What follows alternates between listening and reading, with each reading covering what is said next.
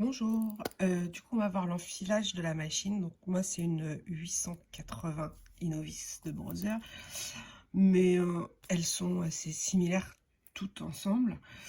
Du coup, alors j'ai pris des couleurs assez foncées pour qu'on voit bien, parce que la luminosité chez moi est pas terrible le matin. Donc on prend une bobine qu'on met sur le porte-bobine. Sincèrement, le petit capuchon, enfin le bloc bobine, je le mets pas. Finalement, je me suis rendu compte que ça me cassait facilement les fils, enfin ça donnait des complications. Donc on a tout un chemin, en fait le chemin est marqué sur la machine. Donc on va le passer dans le premier, il faut le passer en dessous, on remonte, on passe, on continue le chemin comme ça.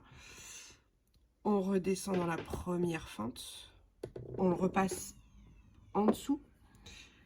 Et une fois qu'on remonte là, en fait, il y a un petit bras mécanique. Je vais le faire ressortir. On ne le voit pas bien sur la mienne, mais il y a un petit bras à l'intérieur où il faut passer le fil par-dessus pour qu'il se passe dedans.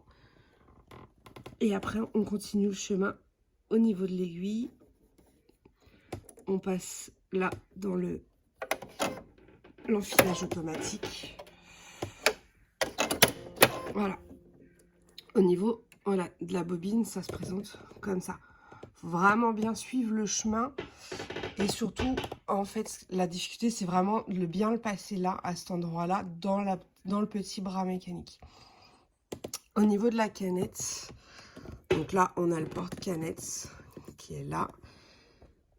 Hop, j'essaie de régler.